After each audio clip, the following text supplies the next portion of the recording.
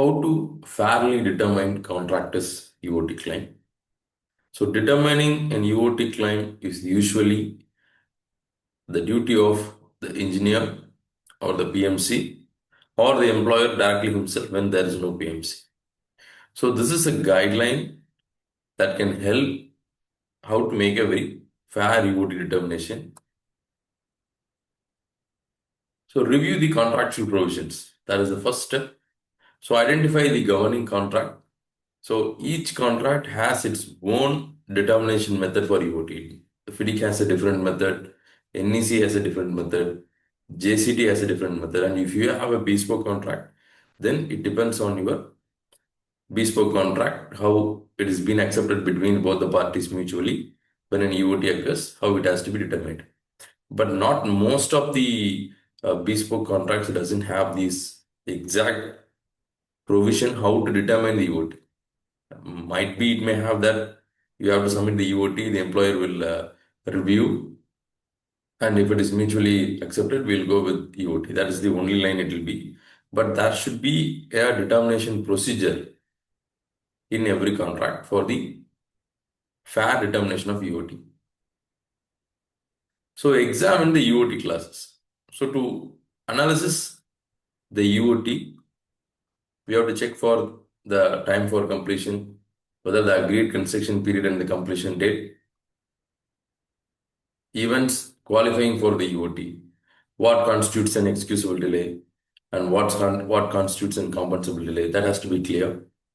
Notice and claim submission requirements, whether the notice for the delay has been properly followed the notice periods, or is there any time bar clauses, that has to be checked.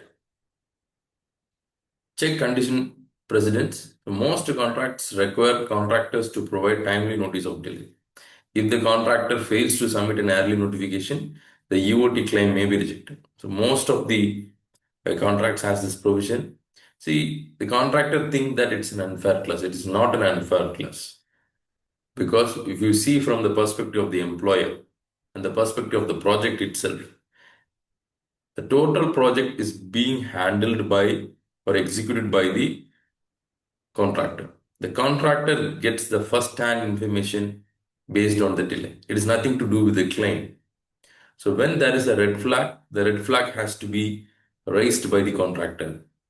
Then if the employer comes to know that, yes, there is a proper notice, there is a delay, the employer, if he can do something from his end to avoid or mitigate this delay, he might have done if the notice is on the proper time. So that is the fundamental for the time bar clauses. So some contracts include a time bar clause, meaning late notices leads to forfeiture of the claims.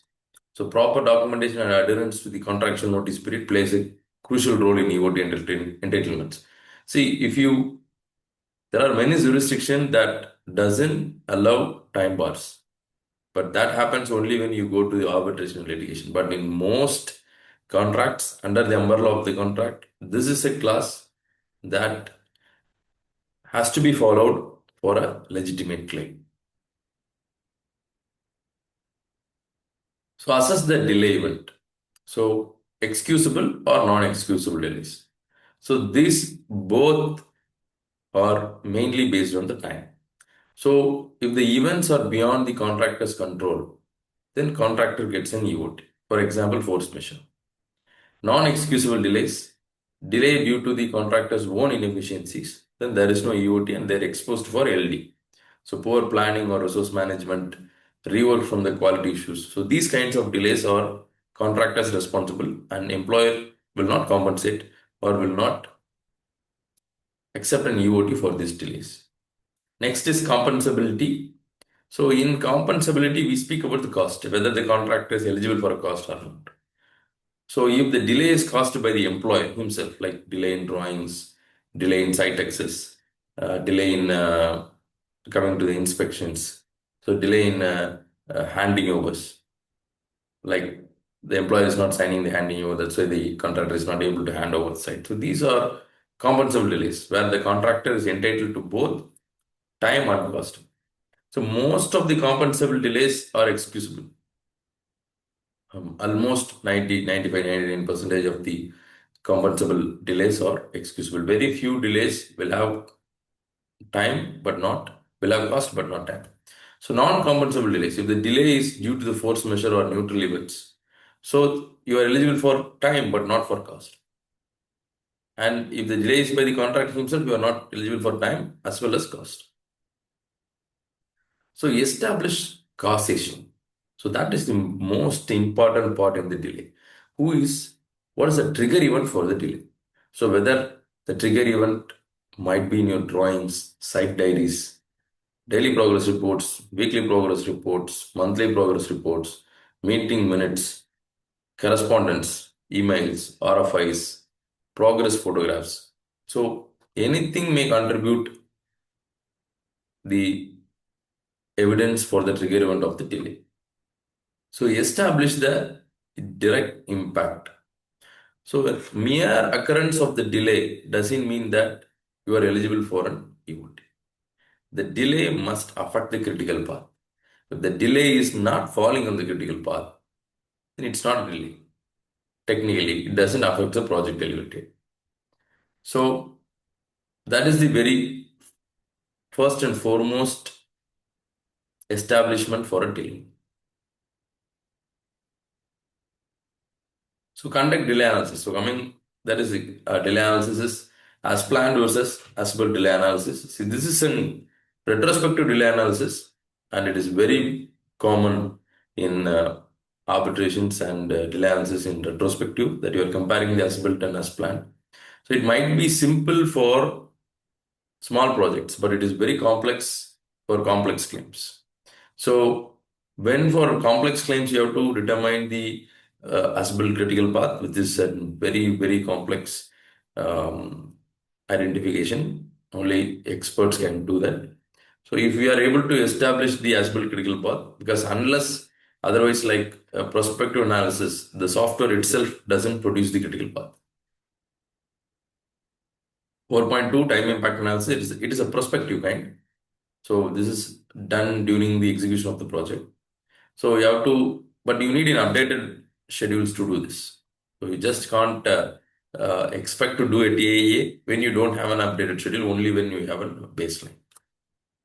So window analysis is most appropriate analysis that for complex projects, you take slice of windows. It might be months, 6 months, or 3 months, or even a year when it's a 10-year project. So you can see that which is the major contributor delay in a particular window. So collapse as-built analysis, this is very rare scenario when you don't have a baseline schedule. So when there is no baseline schedule, but you have an approved as-built schedule, then you can go for a collapse as-built, that when you remove the delay events from the as-built, you have to reach the project completion date as per the contract. If you are not able to reach, then that is the amount of delay by the employer or the contractor, because you remove the delays for the contractors first and see what is the impact. Then you remove the employer delays, then you see what is the impact in the schedule. So mitigating efforts. So we used to tell again and again, mitigation is not an optional, mitigation is mandatory. The contractor should find ways to mitigate the delays, even though the delay is not from their end. So assess alternative solutions proposed by the contractor, because you are an engineer who is reviewing the contractor's EOT. So check acceleration methods or acceleration measures like additional shifts, resource mobilizations. Review the communications. Did the contractor inform the employer early enough? If the contractor did not take responsible steps to mitigate the delay, then that will put a contractor in a very bad position when he comes for an EOT claim, both in the jurisdictions of arbitration, also in the very ethical business formations. This is a very mandatory step where the contractor has to mitigate the delays. So assess concurrent delays. So concurrent delays itself, they have certain prerequisites to follow, that both the delays has to be occur at the same time, and they have to fall on the critical path both at the same time. They have to affect the same activity. So only then they will be qualified for the concurrent delays. See, why we are focusing on concurrent delays is in concurrent delays, the employer is not eligible to impose LD, the contractor is not eligible to get the additional cost. The both settle with the time. So that is a FDIC approach. Is if there is concurrency, the contractor typically gets time but not cost. So SCL protocol, it apportions the responsibility of the delay impact based on the concurrency. Other US approaches favors the contractor unless the employer proves the otherwise. So determine the EOT entitlement, whether the EOT claim is fully justified. See, first of all, please do not reject the EOT claim from the contract. The first they reject the claim and then start reviewing it. That is the culture we have now, which is a very worst culture. So when a EOT is submitted, your project is under threat. So have a fair determination, yes, we are accepting the time till so and so date. But this delay has to be mitigated by you. So when the contractor comes with an EOT, the employer shall be fair to determine it when the project is under threat. And also giving a provisional EOT, that this EOT is provisional and we are not eligible for it. Thus, that kind of letters will not have any validity in arbitration. So you might be forced to prove what is a provisional EOT. So that is the reason why please don't just reject or give a provisional EOT without any proper determination. Please take time and fairly determine what is the EOT based on these steps. So maintain documents and maintain transparency.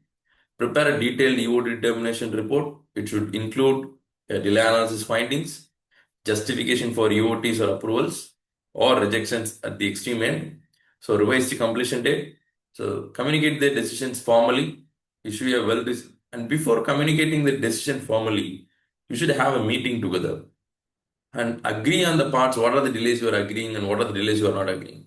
See, we are not in the non-technological era.